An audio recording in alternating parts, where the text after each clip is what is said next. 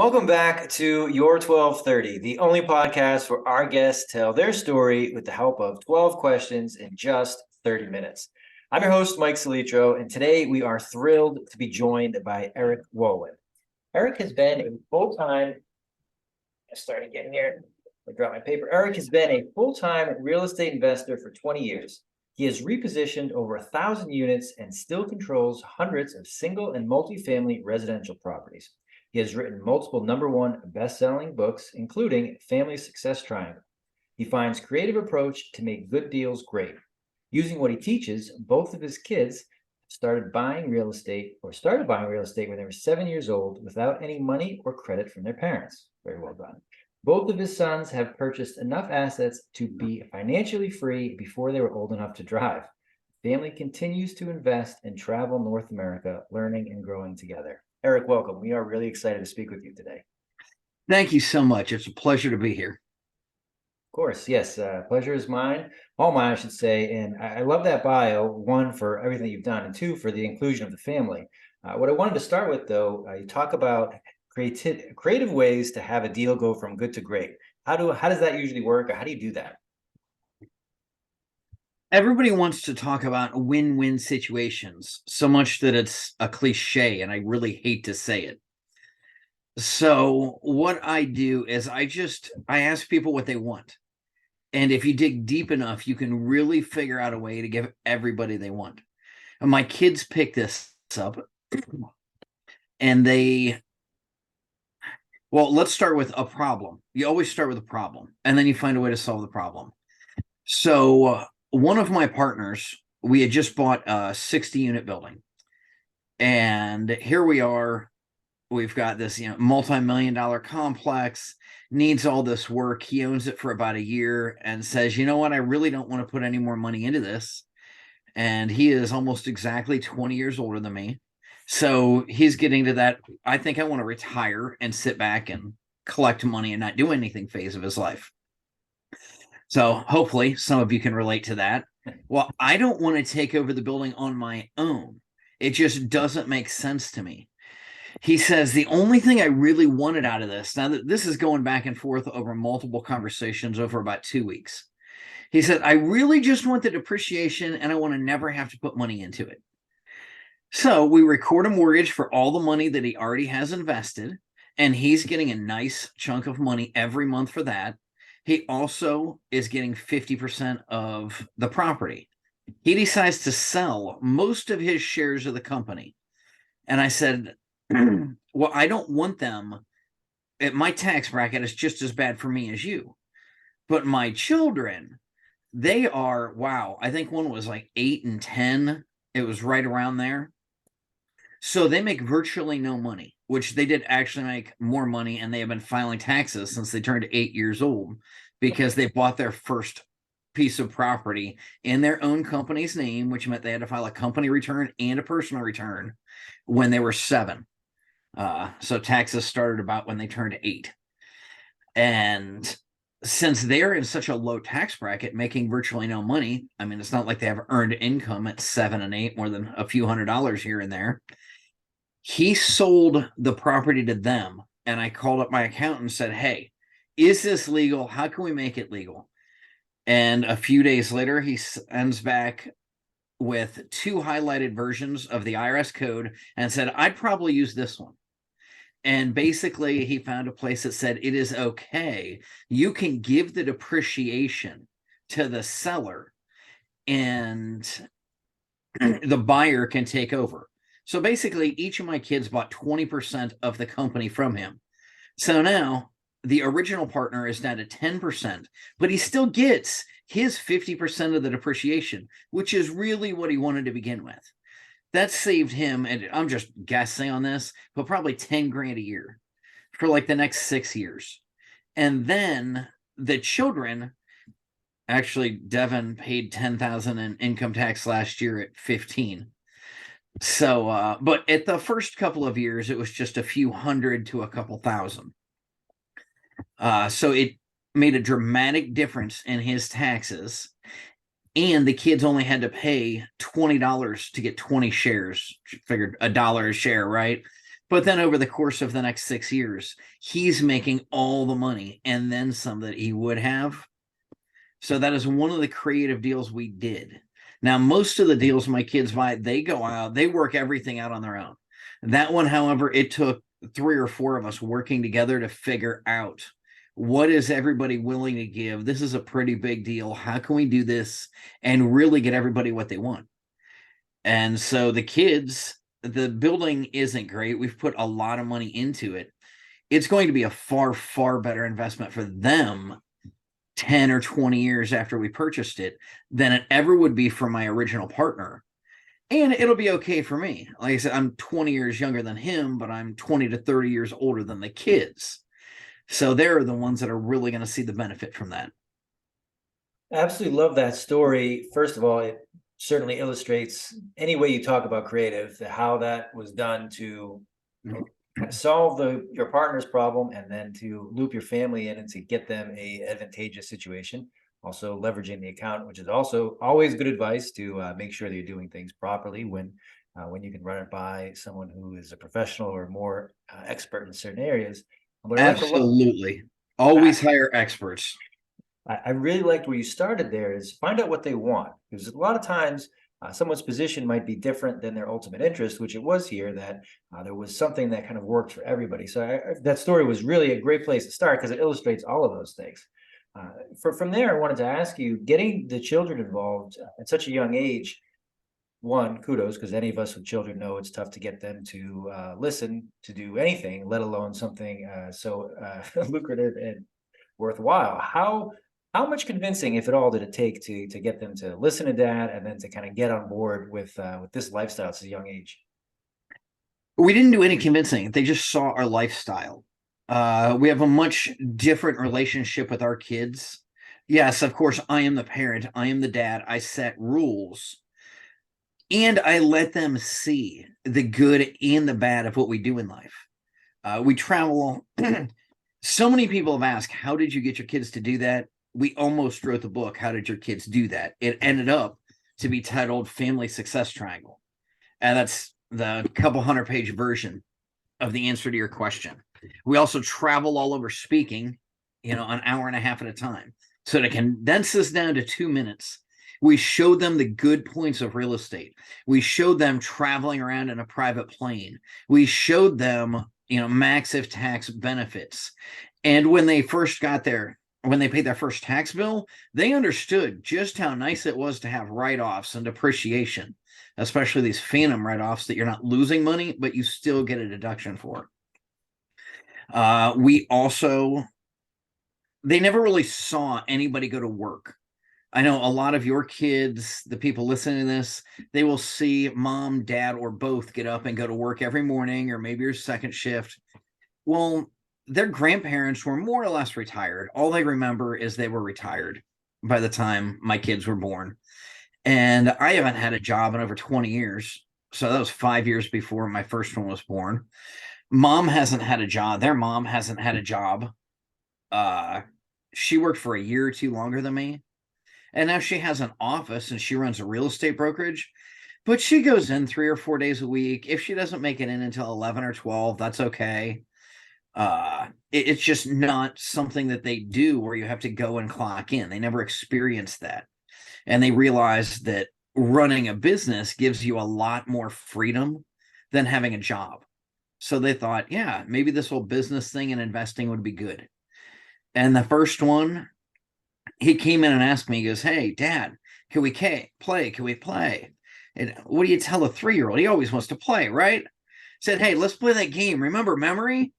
You take this piece of paper here, and if you look at the paper and match up all the numbers and click the box beside them on the computer screen, when you get down to the bottom right corner, if it's a 0, you win. And that's how I got him to reconcile my first bank account. And so he's reconciling the construction company's bank account, and I'm refilling my coffee. And he got to do something fun with Dad. It was like a game. Well, we did everything like that every single Friday night. We didn't sit around and watch TV. I didn't go out to the bar. We came home and we had frequently had friends over and we played the game Cash Flow. And from the time both kids were old enough to do math. They were sitting down playing cash flow with us.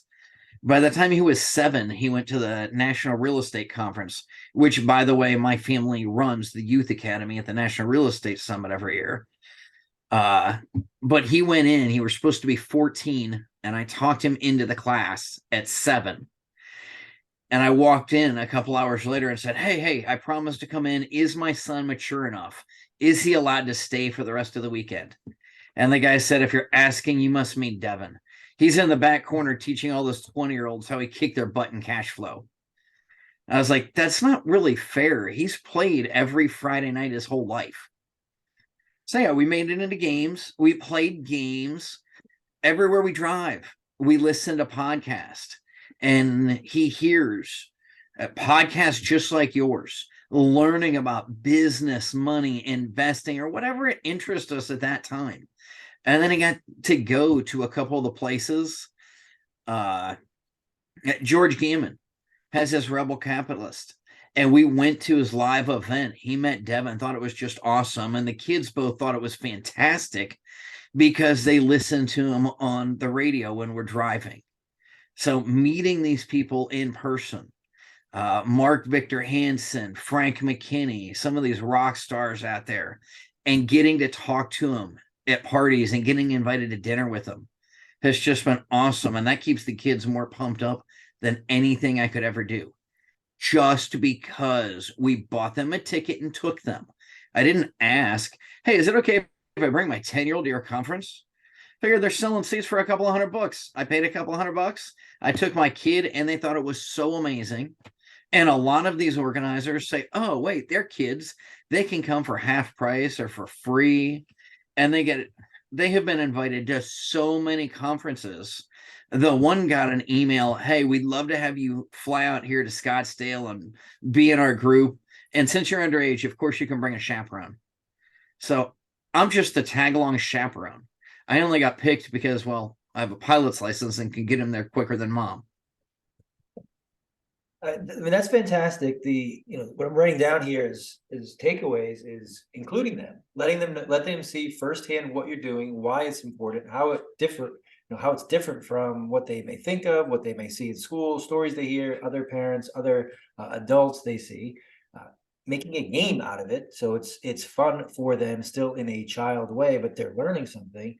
And then tying that fun to a lesson, to a greater good. Because yeah, it's easy to sit in front of a TV. It's easy to do things that don't have a long-term value. But if you put the time in and you say, this is fun, this is something that can be good for you, it becomes, I won't say second nature, but it becomes something they want more of, especially when they are going to those conferences, when they're seeing firsthand. And even better when they're schooling kids 3 times their age in the back of how to how to do anything. So well done, Dad. That's an excellent story to kind of show how the kids got involved. You mentioned the book, Family Success Triangle. Where does the name come from? How did you name the book? We'll start there. All right. So it started with a bunch of tentative names, which tended to be awful, according to my publisher.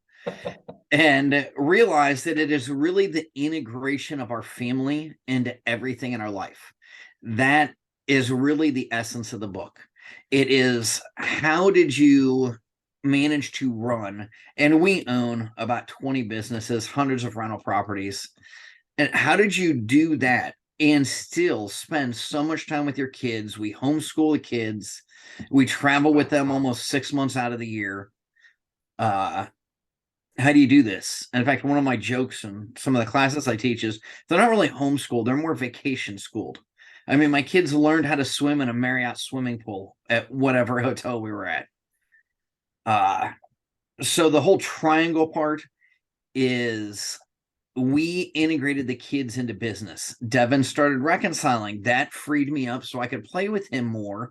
He was happy, I was happy. He got good at it. I started to pay him for it. Now, if the yard needs mowed, he goes and mows the yard. They build the fire, they chop the firewood, they wash the dishes, they do everything that is expected to live in my house and eat free food and have heat. But if you're working for my business, then I pay you a normal amount because I'd have to hire a bookkeeper to do it if you weren't doing it. So that is how eventually they worked up. and he actually had to learn cursive so he could sign a contract, because I wouldn't let him work for my business without signing a contract. So I've never given them an allowance, but I did hire them and told them, don't you ever get a job for money. You only work to get education. And if you happen to get paid too, that's a bonus. So those are the things. They worked on the business. I got to spend more time playing with them. The business did better. We bought more investments. We have more investments. The construction company and the real estate brokerage have more business. And the more investments we have, the more money we make, the more time we get to spend with our kids traveling. So everything leads together into a triangle. The business makes the family life stronger. The family life gives us, more money to invest. The investing drives our business higher. It's a positive feedback cycle that goes in every direction around the triangle. Hence the name, Family Success Triangle. Beautiful. It's a great explanation. And one thing I didn't mention, but you also kind of give life to there, that we hear a lot, especially entrepreneurs, real estate investors, people that are doing really well, lament the fact they don't spend enough time with their family, or wish that they could, be home more, see their family more. What you've done here is manage to show, yes, you can do all the things professionally that you want and still include your family if you do it creatively, and you make it fun, and you make them want to be there and have it. The reference said, I'm not at the bar. I'm not traveling on my own. I'm sure you do those things on occasion, but the priority, and that's really what this is prioritizing those three things: the family, the business, investments, and how can they fuel each other. So that's really well done. I think it's a lesson for a lot of families out there and a lot of busy professionals who would like to spend more time with their family. They can kind of integrate those things and see how they can balance better. So I love that. That is so important. And I mean, my wife and I, we go out to dinner every Sunday night, because almost every Sunday we send the kids to grandma's. They get to see my mom every week for a day or two. And they had to stay home last night because we're speaking tonight. So there's just no way. I'm not taking you there and going back, blah, blah, blah. But we have 3 meetings today, and then we're speaking somewhere locally tonight. We have to drive.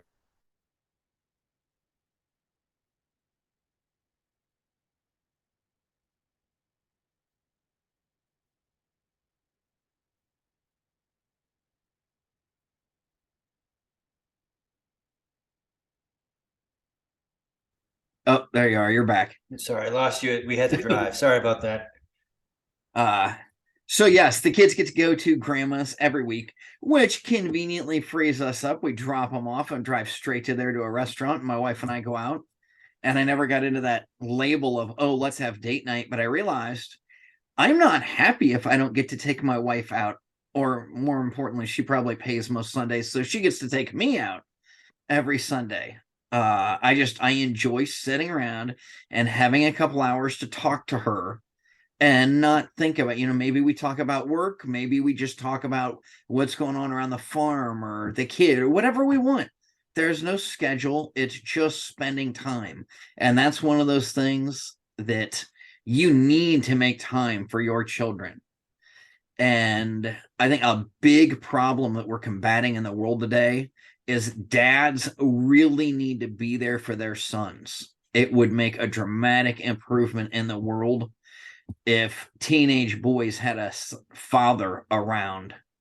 And I'm not just saying an absentee dad, but come home from work, spend the day Saturday doing whatever it is that you do. Even if they don't like it, maybe you're throwing mulch in your orchard or digging a hole. Well, you want to make it more fun, buy a backhoe and let them dig a pond. We actually did that a couple years ago. So yeah, having fun with your kids. It doesn't mean you have to go out. And of course, we do a lot of good things too. Going to zoos, aquariums, all the normal things. We don't really go to parks because we basically live in one. We're out in the middle of the woods. So whatever it is that makes them happy.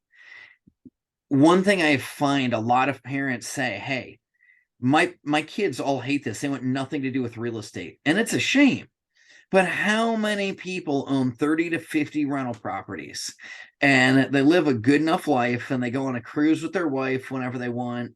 and they never worry about going out to dinner, whatever. But all their kids hate it, or maybe 1 out of 3 is willing to do something with it. And I decided I don't want to build this empire of hundreds or thousands of properties just to watch it be dismantled before I die. And my mom has, I don't know, maybe a dozen, and she's, attached to that 12 or 14 units, and said, Eric, you're going to have to take them all. I said, don't worry, don't care what it costs. Just give all the other kids all the money and everything, and I'll buy them out. But nobody wants the real estate in my family except for me. And it's, that seems daunting to them. To me, it's a little teeny whatever. But it would kill my mom if I sold one of her houses that she works so hard to buy it, fix it up. She's in there doing all the decorating, and her husband's doing this work and controlling the contractors, and that's been a major part of their life, especially since they retired. That they don't want to see their legacy go away. And so many parents that I worked with that are my age or 10 to 20 years older, they were watching their kids just sell all, I was watching them sell all their properties to me because their kids didn't want them. And I never really cared if my kids took over my properties. I just wanted to make sure that they were capable of running the company if they wanted, or even hiring a CEO to run the company. And they just didn't dismantle it. I mean, with this much passive income, all the great tax benefits, the stepped up depreciation when mom and I are gone, how awesome would that be to step into that? And I didn't want them to be the trust fund babies. That was another big worry. So I made sure they got out on the job sites. I made sure they learned everything all the way through. And I didn't make them spray for bed bugs. I don't make them drive around collecting cash rents. Oh, they're not old enough to drive yet, so that would be hard. I tell them, run it as a system, own it in a company, have your tenants mail you the rent, hire people to do showings. Half of them aren't going to show up, so call in advance, write a system and enforce the system. And Ethan had just learned a sidekick and bought his first 6-unit building, and it had water damage, got a great deal. Guy quit paying. 2 units were totally destroyed from water. Well, you have a lot of deconstruction. So here I have a 7-year-old who goes in and kicks down all the drywall and just has a blast. And he got to help fix up his own apartment building. And then he got to meet the contractors and talk to them and figure out, as I gave a scope of work, what we do here so they don't just go overboard and spend an extra 20 grand on something. So yeah, show them the fun things. Let them do the fun things, and don't make them do things that you hate, like sanding drywall and spraying for bugs, or maybe bookkeeping. My kids like bookkeeping. I know a lot of people that are thinking, man, I'd much rather sand drywall than do all that bookkeeping. Figure out what they like and give them a job. And if they're working for your business, they should be paid equivalent with what you pay other people in the business if they're getting as much work done. Yeah, I mean, again, it's another wonderful answer, because starting off with figure out what's fun, make them happy, because the last thing you want to do is build something that's just going to get taken apart, ignored, or worse, somewhere in between. To have them involved, have it fun for them. Don't give them the last activities. Don't give nobody else wants to do this. So here you go, kids. Find out what they're good at, where their interests are, and have them build on it. And it's using the example of your mom and her properties, that being able to have kind of a soft landing spot, and then still you've got your brothers and sisters not as interested in it, that it's something that you're going to add to your portfolio and bring into your family as well. So another really great example there of how if you find the right, we'll call it niche, but the right business, the right investment vehicle, it's something that can give value to your family in multiple different ways. So extraordinary examples. Thank you for sharing those. But how did you get started in real estate investment to start? You mentioned your mom has properties, but how did you know this is what you wanted to do? I was reactivated by the Army right after 9/11, and I had a private who said, Sergeant Wohlwend, you got to read this book. You got to read this book.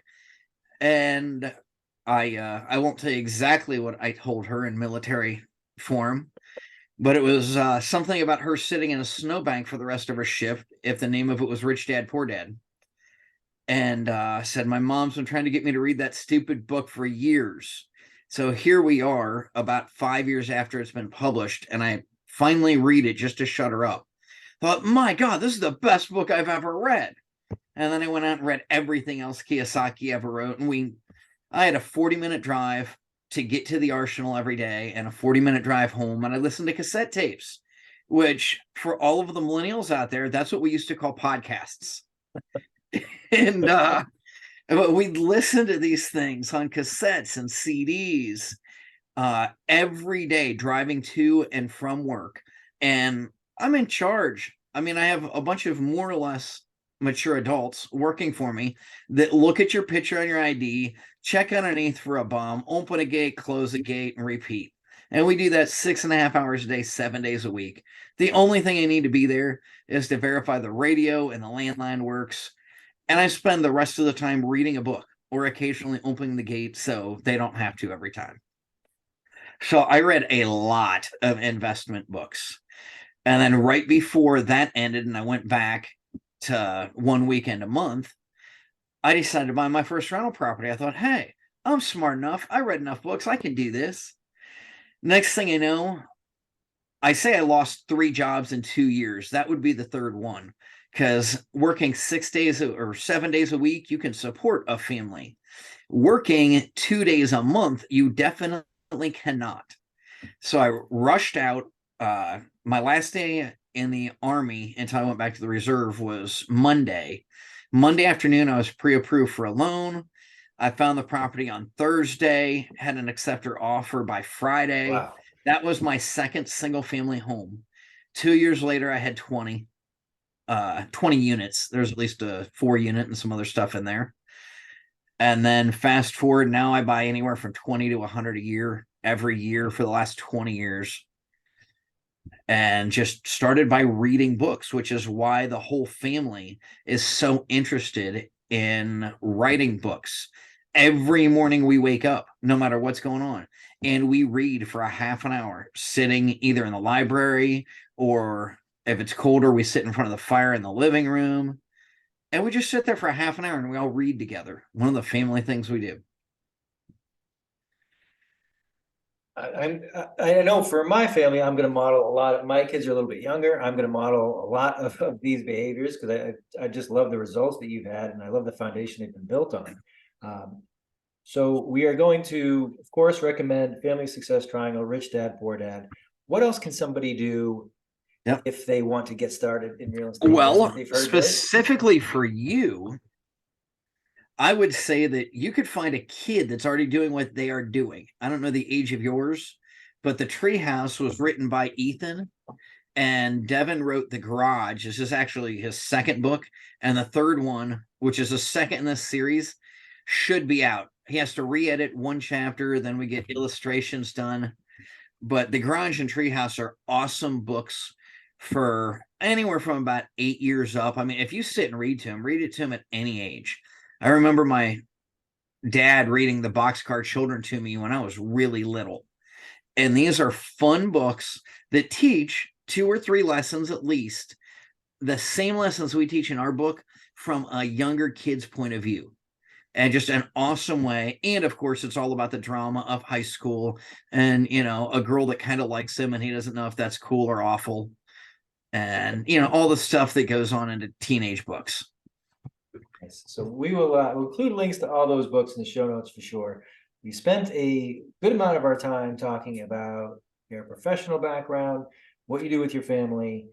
You've hinted at a few of the things that you do for fun or in your spare time, if there is any spare time. It seems to all be intertwined and built really well. But I'm going to let you pick between travel and you mentioned you've got your pilot license, so I'm sure you are traveling there and speaking.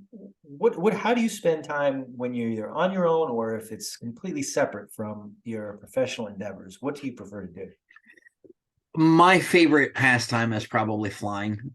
I mean, I'm taking a friend back to North Carolina on Thursday, back home Thursday night. On Sunday, we fly out to New Mexico. Monday, I'll be in San Diego, stopping in Scottsdale for a couple of days on the way back at the end of the week. Then we're back in Ohio for a few weeks. Then we're back out to Phoenix.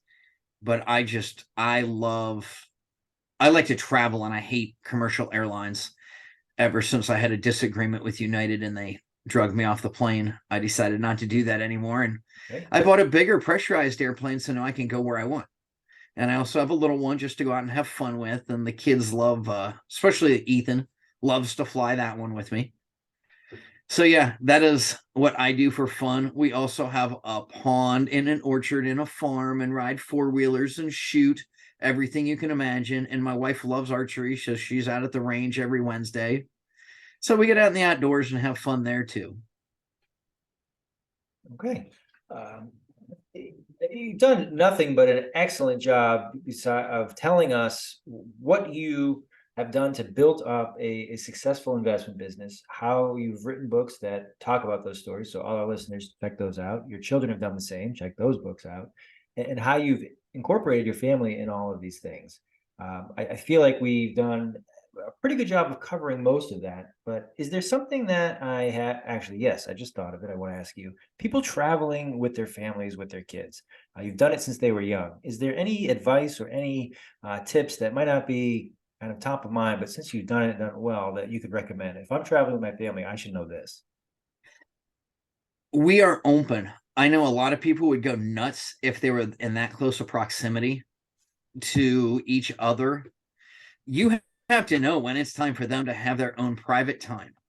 And so, we have a suite. All right, go lock yourself in the bedroom or whatever, or go to the pool. And Ethan loves swimming much more than any of us. I'll soak in the hot tub, but we'll send him down to the pool and he'll be there for hours. So we also have our apart time. But I think you really hit on the most important thing. Know what's most important in your life. We call them the big rocks. And once you figure out what that is, and it's me going out with my wife on Sunday night, it's me being there for my kids. And at the same note, they know don't bother me Monday morning because I'm going over payroll. I'm doing all the billing. I'm making sure checking up is the most important day. And so I got up this morning. I did my half-hour reading, also a big rock in our life. I did all of the stuff I need to make sure the companies go on for the next week. And now I can talk to you and go speak and do whatever else I want. So yeah, prioritize, and then integrate everything you can into each other. And your family will grow together instead of growing apart. Absolutely. And the integration piece, and the notes I wrote down that I wanted to highlight because it's really good advice. The systematizing what you're doing, because you don't want to have to repeat anything, and that's the best way to build businesses that are going to integrate with each other. And we referenced it a couple times, but just to say it clearly, hiring the experts, or not being the only person to do things, that there are people that can do things you don't like, don't want to do, don't have time to do, or are better at us at doing them, or may have more knowledge. So wonderful advice there. Eric, anything I didn't ask you today that I probably should have? I think we hit a lot of good topics. So just to say again what you just said, hire people. And for all of you out there that say, well, nobody will ever care as much as me, they'll never do as good as me, that's correct. A lot of people won't. Sometimes you'll have to hire 2 or 3 people to replace one part of your job, and you will never own 1,000 rental properties or run a successful business or have plenty of time with your family if you are there working 20 hours a day. And that's both sides of the coin. That yes, no one will do the same job that you are, but if you want to get to those other things, you're going to have to let go and find alternative ways. So, Eric, I love it. This has been wonderful. Thank you for joining us. Where can our listeners? We'll post all the information in the book, all the books. Where can they connect with you or learn more if they'd like to? On Instagram and YouTube and Rumble, we are at Real Power Family. You can go to our website, clearskytrainer.com. And we have a free newsletter every Wednesday. It comes out. We have links to the books, and your podcast will absolutely be linked there with many others that I am on. And the whole family is on podcasts. So if you say, no, I'd rather listen to the kids' point of view, click on theirs, not ours. All right, excellent. So we'll include that in the notes. Eric, this has been an absolute blast and a pleasure of mine. So thank you for joining us today. Thank you so much for having me.